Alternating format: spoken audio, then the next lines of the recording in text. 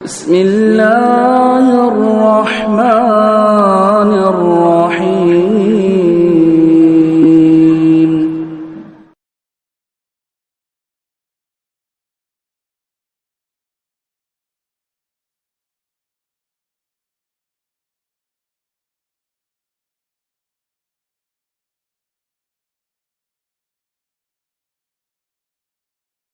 السلام علیکم ورحمۃ اللہ وبرکاتہ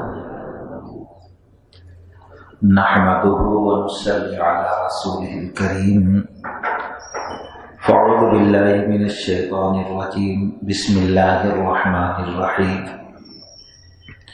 فاعلم انه لا الہ الا هو رب اشرح لي صدری ويسر لي امری واحلل عقدۃ من لسانی یفقهوا قولی۔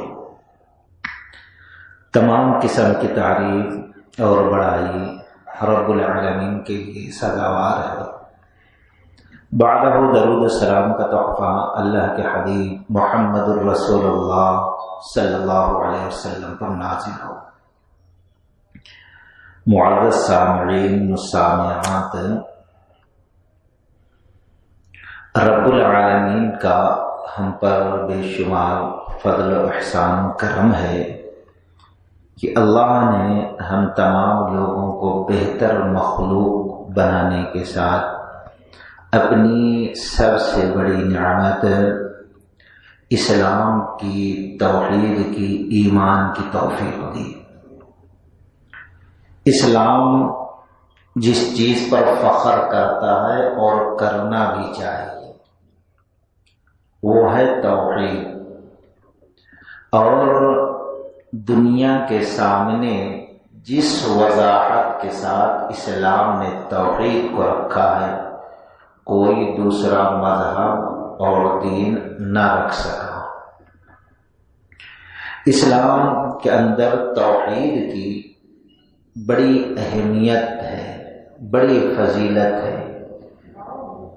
جس طریقے سے کوئی عمارت ہوتی ہے، اس عمارت کی اہمیت بنیاد کی کیا ہوگی ہم سوچ سکتے ہیں، یا ایک درخت ہے، درخت میں جڑ کی اہمیت کیا ہے۔ ہمارا جسم ہے، ہمارے جسم میں ریڑھ کی ہڈی کی اہمیت کیا ہے۔ اگر وہ ٹوٹ جائے، سارا جسم سلامت رہے تو ہم ٹھہر بیٹھ نہیں سکتے۔ یہی اہمیت اعمال، افعال، اخلاق، ساری چیزوں میں توحید کی ہے۔ ہم دیکھتے ہیں ہزاروں کتاب لکھی گئی توحید کے اوپر، بے شمار، یہاں تک کہ امام بخاری رحمۃ اللہ علیہ کتاب اللہ کے بعد بخاری شریف جو لکھی ہے، ذرا ہم آپ اس پر غور کریں کہ انہوں نے سب سے پہلے کتاب بدء الوحی، وحی کا بیان، پھر کتاب الایمان، ایمان کا بیان، یعنی ایمان کا سیکھنا واجب ہے سارے انسانوں کا، پھر اس کے بعد کتاب العلم۔ اب اس ترتیب سے جو امام بخاری رحمۃ اللہ علیہ نے بام باندھا ہے، بدء الوحی، وحی کا بیان، پھر ایمان کا بیان، پھر علم کا بیان، اس کے ذریعے سے سارے انسانوں کے ذہنوں کو یہ خبر دی ہے کہ ایمان کا سیکھنا انسان پر واجب ضروری ہے، لیکن ایمان سیکھنے کا جو وسیلہ ہے وہ علم ہوگا، علم کے ذریعے سے ایمان سیکھا جائے، اور علم ایمان کا مرکز وحی ہوگا، یعنی کتاب اللہ اور سنت رسول اللہ صلی اللہ علیہ وسلم ہی مرکز ہوگا توحید اور ایمان سیکھنے کا۔ آج جو بگاڑ فساد ہے توحید میں، جس کے وجہ سے ساری کائنات میں فساد بگاڑ نظر آ رہا ہے، اس کی وجہ صرف باپ دادا کا طریقہ، فلاں کتاب، فلاں فتویٰ، یہ ہمیں جہاں سے ایمان اور توحید کو سدھارنا تھا وہاں سے ہم نے توحید کو نہ سدھارا۔ سمرہ بن جندب رضی اللہ تعالیٰ عنہ کہتے ہیں ہم پہلے ایمان لاتے تھے، ایمان لانے کے بعد قرآن پڑھتے تھے تو ہمارے ایمان میں اضافہ ہوتا تھا، لیکن آج ہم ایمان لائے، 60 سال کی زندگی، 50 سال کی، 30 سال کی، 40 سال کی، 25 سال کی ہوئی، قرآن سن بھی رہے ہیں تو کوئی نہ اصلاح اور نہ ہمارے ایمان میں اضافہ ہو رہا ہے۔ غور کریں، رمضان کا مہینہ آتا، اچھے سے اچھا حافظ قاری متعین کیا جاتا ہے پورا مہینہ، اور پھر اس کے بعد قرآن کو سمجھانے کے لیے بھی عالموں کو متعین کیا جاتا ہے، گھنٹوں سمجھاتا ہے، لیکن 1 مہینہ گزر گیا، کیا لایا کیا بھی نہیں، کیا سیکھا کیا بھی نہیں۔ پہلے جو بگاڑ وہی رمضان کے بعد۔ صحابہ اکرام پہلے ایمان لاتے تھے، پھر قرآن پڑھتے تھے تو ان کے ایمان کے اندر اضافہ ہوتا چلا جاتا تھا۔ تو آج کے درس میں ہم توحید پر بات کرتے ہوئے سب سے پہلے ہم یہ دیکھیں گے کہ قرآن نے توحید کو جس عنوان اور موضوع سے یاد کیا ہے وہ ہے لا الہ الا اللہ، جس کو ہم کلمہ توحید کہتے ہیں۔ پھر لا الہ الا اللہ کو تشریح کرتے ہوئے کیا کیا عنوان دیا ہے۔ آج ہم آپ لا الہ الا اللہ کا ترجمہ معنی یہ کرتے ہوئے گزر جاتے ہیں کہ اللہ کے سوا کوئی عبادت کے لائق نہیں، لیکن قرآن کس طریقے سے کس انداز میں تشریح کی ہے، آج کے درس میں ہم آپ کے سامنے وہ بات رکھیں گے۔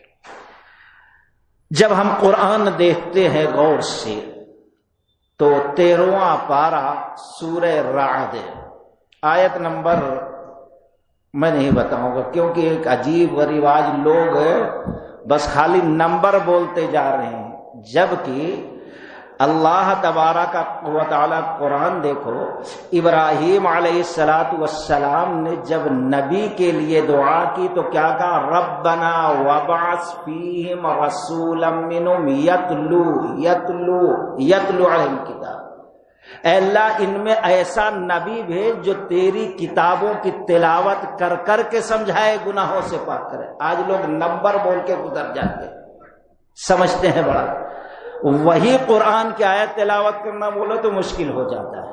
ایک عجیب غریب دور چل گیا ہے۔ اللہ تبارک و تعالی نے سورہ رعد کے اندر فرمایا ام جعلوا للہ شرکاء خلقوا کخلقہ فتشابہ الخلق علیہم قل اللہ خالق کل شیء وہو الواحد القہار۔ معنی کیا بتا رہا ہے قرآن؟ لا الہ الا اللہ بمعنی لا خالق الا اللہ۔ لا الہ الا اللہ کا ایک معنی قرآن یہ بتاتا ہے کہ اللہ کے سوا کوئی خالق نہیں، پیدا کرنے والا نہیں۔ اس کی دلیل قرآن دیتا ہے ام جعلوا للہ شرکاء خلقوا کخلقہ فتشابہ الخلق علیہم، کیا جس کو انہوں نے شریک بنایا اللہ تعالی کا، اس نے اللہ کے جیسا کوئی مخلوق پیدا کی، کخلقہ فتشابہ الخلق علیہم، کہ لوگ شبہ میں پڑ گئے کہ میرے باپ کو اللہ نے پیدا کیا، اور میرے دادا کو فلاں پیر نے پیدا کیا، مجھے فلاں ولی نے پیدا کیا، مجھے فلاں دیوی نے پیدا کیا، مجھے اولاد ہوگی تو فلاں درگاہ والا دے گا ولی ہم کو۔ کیا لوگ اس طریقے سے شبہ میں پڑ گئے؟ فتشابہ الخلق علیہم قل اللہ خالق کل شیء وہو الواحد القہار، کہہ دو کہ اللہ کے سوا کوئی خالق نہیں ہے۔ قل اللہ الواحد القہار، اللہ غالب ہے، زبردست، اس کو کسی کی سہارے اور سپورٹ کی ضرورت نہیں ہے۔ تو یہاں پر اس آیت سے پتہ یہ چلتا ہے کہ قرآن نے لا الہ الا اللہ کا ایک معنی لا خالق الا اللہ، اللہ تبارک و تعالیٰ کے علاوہ کوئی پیدا کرنے والا نہیں۔ جب اللہ تعالیٰ کے سوا کوئی پیدا کرنے والا نہیں ہے تو اللہ کے سوا کوئی معبود بھی بن سکتا نہیں، سب مخلوق ہے۔ مخلوق عبادت کرتی ہے، مخلوق کی عبادت نہیں کی جاتی، مختصر یہ۔ دوسرا معنی لا الہ الا اللہ بمعنی لا مالک الا اللہ۔ قرآن نے دوسرا معنی لا الہ الا اللہ کا یہ بتایا کہ اللہ کے سوا کوئی مالک نہیں ہے کسی چیز کا۔ قرآن پڑھتے ہیں ہم 29واں پارہ سورہ ملک، تبارک الذی بیدہ الملک وہو علی کل شیء قدیر، بابرکت ہے وہ ذات جس کے ہاتھ میں بیدہ الملک، ساری چیزوں کی بادشاہت ہے۔ کسی اور انسان کے، کسی اور ذات، کسی شے میں یہ اختیار نہیں ہے کہ کسی چیز کے وہ مالک ہو۔ ہمارے اور آپ کے جیب میں اگر 100 روپیہ ہے تو ہم اس کے مالک نہیں ہیں، مالک اللہ تبارک و تعالی ہے۔ ہم جہاں چاہیں خرچ کرنا نہیں کر سکتے ہیں۔ تو تبارک الذی بیدہ الملک وہو علی کل شیء قدیر، کلمے کا ایک معنی قرآن نے کہا اللہ کے سوا کوئی مالک نہیں۔ جب اللہ کے سوا کوئی مالک نہیں ہو سکتا تو ہم کسی اور دوسرے کے دروازے کے بھکاری بھی نہیں بن سکتے ہیں۔ یہ دوسرا معنی قرآن نے دیا لا الہ الا اللہ کا۔ لا الہ الا اللہ لا قاضی الا اللہ، قرآن نے تیسرا معنی لا الہ الا اللہ کا دیا کہ اللہ تعالی کے علاوہ کوئی قاضی نہیں، کوئی مشکل کشا نہیں، کوئی حاجت روا نہیں، کوئی بیماری کو دور کرنے والا نہیں، کوئی ہمیں اولاد دینا والا نہیں۔ لا قاضی الا اللہ، کلمے کا یہ معنی قرآن بتا رہا ہے۔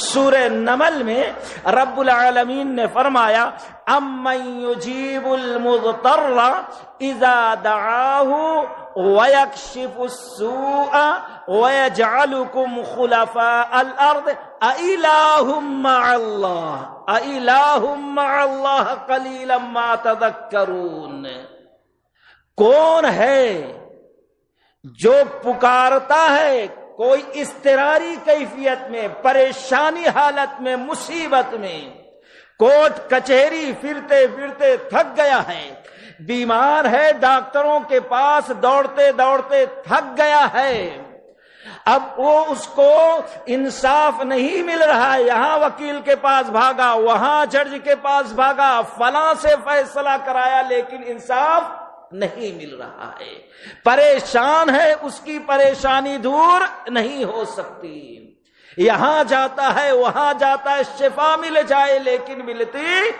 نہیں۔ لیکن جب ہر جگہ سے تھک جاتا ہے وہ بندہ، وہ اللہ تبارک و تعالی کا غلام، تو رات کے اندھیرے میں پکارتا ہے، کروٹ بدلتے ہوئے پکارتا ہے، تو اللہ کہتا ہے امن یجیب المضطر اذا دعا، کون ہے جو پریشانی میں پکارتا ہے، اس کی پکار سن کر اس کی پریشانی، اس کی تکلیف، اس کے دکھ، اس کے درد کو اس سے دور کر دے۔ وَيَجْعَلُكُمْ أَمَّنْ يُجِيبُ الْمُضْطَرَّ إِذَا دَعَاهُ وَيَكْشِفُ السُّوءَ وَيَجْعَلُكُمْ خُلَفَاءَ الْأَرْضِ، کون ہے جو تمہارے زمین کا خلیفہ بناتا ہے؟ آج جس گھر کے، جس چیز کے آپ حاکم ہوں گے، آپ سے پہلے آپ کا والد رہا ہوگا اس جگہ کا حاکم، یا دادا رہا ہوگا، کبھی پردادا رہا ہوگا۔ کون لایا ہمارے باپ کو؟ ہمارے باپ کی جگہ ہم کو کون لایا؟ اور ہماری جگہ پہ کون ہماری اولاد کو لانے والا؟ وَيَجْعَلُكُمْ خُلَفَاءَ الْأَرْضِ، تمہاری زمین پر، تمہارے گھروں پر، تمہاری جائیداد پہ تمہارا خلیفہ، تمہارا وارث کون بناتا ہے؟ وَيَجْعَلُكُمْ خُلَفَاءَ الْأَرْضِ اِلَٰهٌ مَّعَ اللَّهِ، کیا اللہ کے ساتھ اور کوئی معبود ہے؟ گویا وارث بنانے والا، خلیفہ بنانے والا، پریشانی دور کرنے والا، تکلیف دور کرنے والا، شفا دینے والا ہے اللہ کے علاوہ کوئی جس کو تم نے بنا رکھا ہے؟ الہ مع اللہ، تو یہاں قرآن نے لا الہ الا اللہ کا ایک معنی لا قاضی الا اللہ، اللہ کے سوا کوئی اور قاضی، فیصلہ کرنے والا، مشکل مصیبت تکلیف دور کرنے والا نہیں۔ الہ مع اللہ قلیلا ما تذکرون، لیکن لوگ تھوڑی نصیحت حاصل کرتے ہیں۔ یہ تیسرا معنی ہے۔ چوتھا معنی قرآن نے لا الہ الا اللہ کا بتایا۔ لا الہ الا اللہ بمعنی لا حی الا اللہ، لا الہ الا اللہ، لا حی الا اللہ، کہ اللہ کے سوا کوئی زندہ نہیں ہے۔ دائمی زندگی دنیا میں کسی کو ملی نہیں، کتنا بڑا ہی پیر کیوں نہ ہو، کتنا بڑا ولی کیوں نہ ہو، کتنا بڑا اللہ کا حبیب کیوں نہ ہو، کتنا بڑا اللہ کا خلیل کیوں نہ ہو، کتنا بڑا بزرگ کیوں نہ ہو، کتنا بڑا نبی رسول پیغمبر کیوں نہ ہو، لیکن کسی شخص کو دائمی زندگی نہیں ملی۔ جو خود زندہ نہیں رہ سکا، اپنی زندگی کو نہیں سنبھال سکا، دوسروں کو زندگی کیا دے گا؟ یہ ہے توحید خالص سے جو قرآن نے بیان کیا۔ ہمارا آپ کا عقیدہ ہے ساری کائنات انسانیت میں سب سے بڑے ولی، بزرگ، رب کے حبیب، خلیل اگر کوئی ہے تو محمد الرسول اللہ صلی اللہ علیہ وسلم۔ سب سے اونچا مقام، سب سے اعلیٰ مقام رب العالمین نے محمد الرسول اللہ صلی اللہ علیہ وسلم کو دیا۔ اور سورہ جن آپ پڑھو، سورہ غافر میں کہا هو الحی لا الہ، لا حی الا اللہ، لا حی الا اللہ، لا الہ الا اللہ، اللہ کے سوا کوئی زندہ نہیں، جو زندہ نہیں دوسرے کو زندہ کر نہیں سکتا، وہ خالق ہو نہیں سکتا، معبود بن سکتا نہیں۔ اور پھر سورہ مومن، سورہ غافر میں اللہ نے کہا هو الحی، وہ اللہ زندہ ہے، لا الہ الا ہو، اس کے علاوہ کوئی معبود نہیں۔ نبی رحمت سب سے بڑے بزرگ، سب سے بڑے رب کے قریب ہے، سب سے بڑے رب کے حبیب ہے، جہاں تک نبی پہنچ گئے دوسرا کوئی پہنچ نہ سکا۔ اللہ تبارک و تعالی نے کئی مقام پر ان کے بارے میں فرمایا۔ سورہ جن کے اندر اللہ نے فرمایا قُلْ لَا أَمْلِكُ لَكُمْ ضَرًّا وَلَا رَشَدًا، اے نبی کہہ دو قُلْ لَا أَمْلِكُ لَكُمْ ضَرًّا وَلَا رَشَدًا، کہہ دو میں تمہارے لیے کسی نفع اور ضرر کا کچھ اختیار نہیں رکھتا۔ نبی سے اللہ کہلوا رہا ہے، ایک نہیں 50 آیت۔ قُلْ لَا أَمْلِكُ لَكُمْ عِنْدِي خَزَائِنُ اللَّهِ، کہہ دو اللہ نے مجھے خزانے کا مالک نہیں بنایا ہے۔ قل انی لا املک لکم ذرا ولا رشدا، کہو اے نبی کہ میں تمہارے لیے ذرہ برابر نفع و نقصان کا مالک نہیں، اور آج ہے، کون تھا کیا تھا، مر جاتا ہے، کچھ قدرت نہیں رکھتا۔ لوگ اعلان کرتے ہیں کہ مر گیا مر گیا، لوگ اکٹھا ہوتے ہیں، کپڑا اتارتے ہیں، نہلاتے ہیں، کفن میں لپیٹتے ہیں، اور پھر اس کے بعد اٹھا کے لے کے جاتے ہیں چار کندھوں پہ، قبر میں ڈال دیتے، مٹی ڈال کے دفن کر دیتے۔ ابھی تک کچھ نہیں کر سکا، اب اولاد دینے والا بن جاتا ہے، ہماری پریشانی دور کرنے والا بن جاتا ہے۔ یہ اللہ نے کہا تھا فَعْلَمْ أَنَّهُ، خوب اچھی طریقے سے جان لو، فَعْلَمْ أَنَّهُ لَا إِلَٰهَ، کہ اللہ کے سوا کوئی عبادت کے لائق نہیں۔ آج مسلمانوں نے علم کے ذریعے سے وحی کو، حدیث کو مرکز بنا کر اپنے ایمان اور توحید کو درست نہ کیا تو نہ جانے کہاں کہاں اپنے پیشانی کو جھکا رہا ہے۔ اور ایسے ہی لوگوں کے بارے میں اللہ نے کہا وَمَا يُؤْمِنُ أَكْثَرُهُمْ بِاللَّهِ إِلَّا وَهُمْ مُشْرِكُونَ، ایمان لانے والوں میں اکثر مشرک ہے، کیونکہ بلا علم کہ انہوں نے کلمہ پڑھ لیا ہے، اسی لیے بگاڑ ہے ان کے ایمان اور اسلام کے اندر۔ اللہ نے نبی علیہ السلام کی شان بیان کرتے ہوئے کہا کہو مجھے نفع و نقصان کا اختیار نہیں، قل انی لن یجیرنی من اللہ احد ولن اجد من دونی ملتحدا، کہو کہ اگر مجھے پکڑ لے تو کون اس سے بچانے والا ہے، اس کے علاوہ کہاں میرا ٹھکانہ ہے۔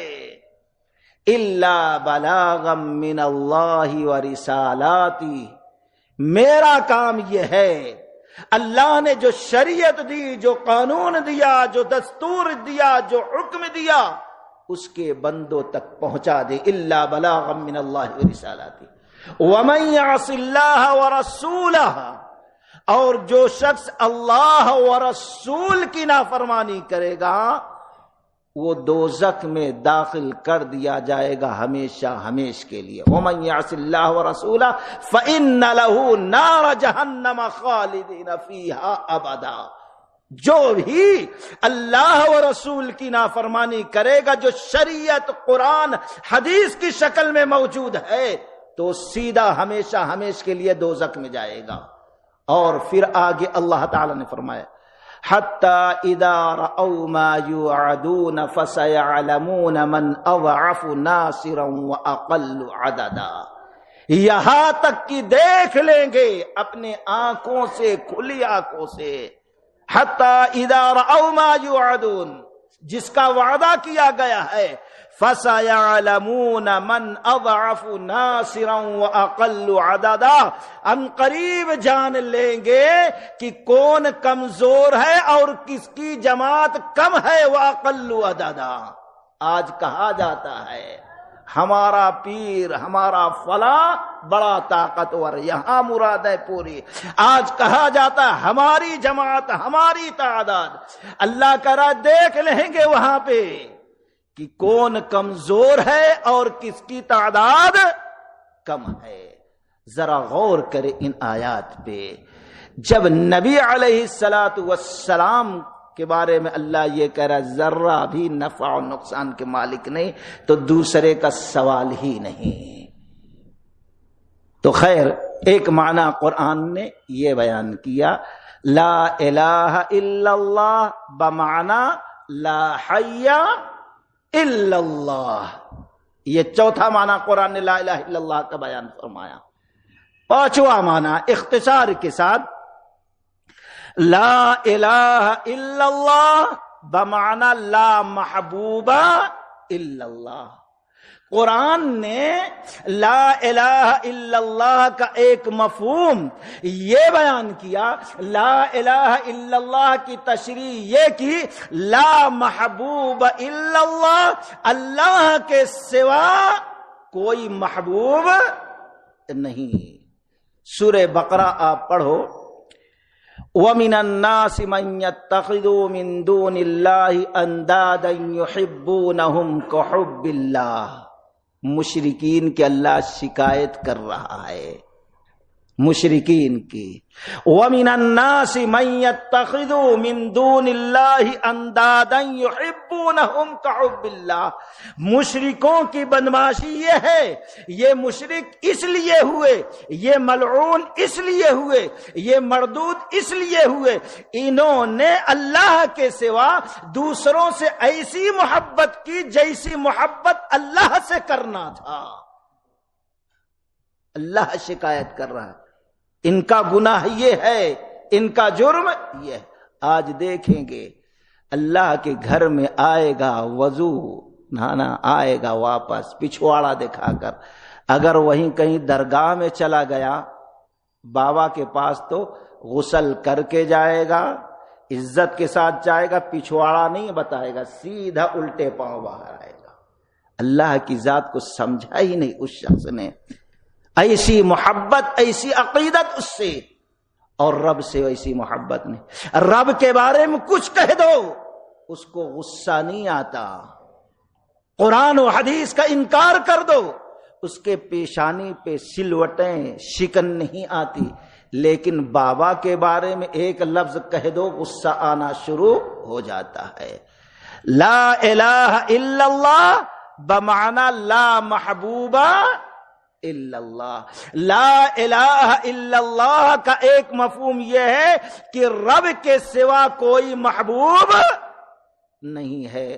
وَمِنَ النَّاسِ مَن يَتَّخِذُ مِن دُونِ اللَّهِ أَندَادًا يُحِبُّونَهُمْ كَحُبِّ اللَّهِ وَالَّذِينَ آمَنُوا أَشَدُّ حُبًّا لِلَّهِ، مومن وہ ہوتا ہے جو سب سے سخت، سب سے زیادہ محبت اللہ تبارک و تعالی سے کرتا ہے۔ مشرک اور ایمان میں، توحید اور شرک میں یہ اللہ فرق بیان کر رہا ہے۔ مشرک اللہ کے برابر دوسرے سے محبت کرتا ہے، اللہ سے زیادہ دوسروں کی عزت کرتا ہے۔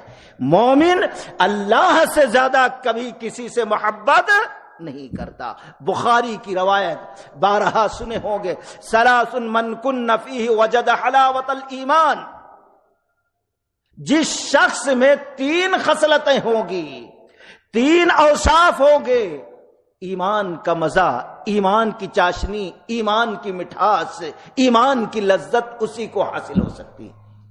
آج نماز پڑھنا دل کیوں نہیں چاہتا؟ قرآن پڑھنے کا دل کیوں نہیں چاہتا؟ ہم کو لذت نہیں مل رہی ہے۔ لذت کیوں نہیں مل رہی ہے؟ یہ اوصاف، یہ خصلتیں، یہ عادتیں ہمارے اندر نہیں ہے۔ پہلی چیز نبی علیہ الصلوۃ والسلام نے فرمایا، اس کے نزدیک اللہ و رسول سب سے زیادہ محبوب بن جائیں۔ اور دوسری صفت، وہ کسی سے محبت کرے تو اللہ و رسول کے لیے کرے۔ اور تیسرے، کفر اور شرک کرنا اتنا ہی ناپسند کرے جتنا کہ آگ میں جانے کو، داخل ہونے کو، جلنے کو ناپسند کرتا ہے۔ اس طریقے سے نفرت ہو۔ آپ دیکھیں گے قرآن، اللہ تبارک و تعالی نے نبیوں کے بعد سب سے بہتر جو جماعت تھی صحابہ اکرام کی، ان کی خصوصیت بیان کرتے ہوئے رب العالمین نے فرمایا، محمد الرسول اللہ صلی اللہ علیہ وسلم والذین معه اشداء علی الکفار رحماء بینہم، ایمان والے جو محمد الرسول اللہ صلی اللہ علیہ وسلم کے ساتھی ہے، ان کی پہلی اہم صفت یہ ہے، اشداء علی الکفار، کفر پر، کفار پر ایک دم سخت ہیں لوہے کی طرح۔ جب مومنوں کا معاملہ آتا ہے تو موم کی طرح نرم ہو جاتے ہیں، لیکن آج ہمارا معاملہ الٹا ہے، غیروں کے سامنے موم بن کے جھک جاتے ہیں، اپنوں کے سامنے پتھر بن کے ٹائٹ ہو جاتے ہیں۔ کہاں ہے ایمان خصلت؟ ذرا غور کرو۔ یہ وہ اہم صفت ہے جس کے وجہ سے اللہ تبارک و تعالی نے صحابہ کو 5 انعام نوازا ہے.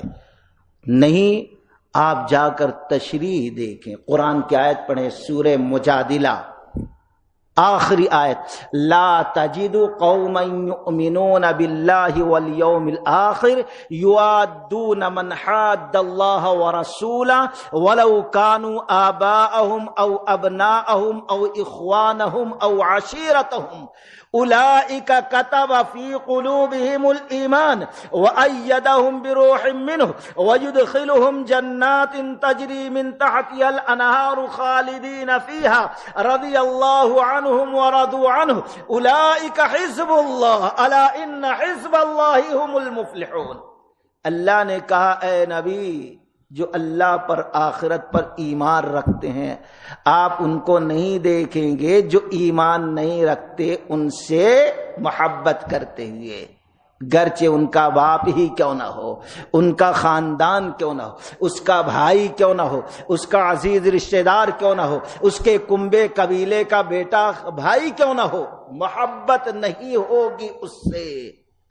یہ وہ صفت ہے، یہ وہ خصلت ہے صحابہ اکرام کی پہلی، جس پر اللہ نے فرمایا اولئک کتب فی قلوبہم الایمان، اللہ راضی ہو کر ان کے دل پر ایمان کو، توحید کو نقش کر دیا.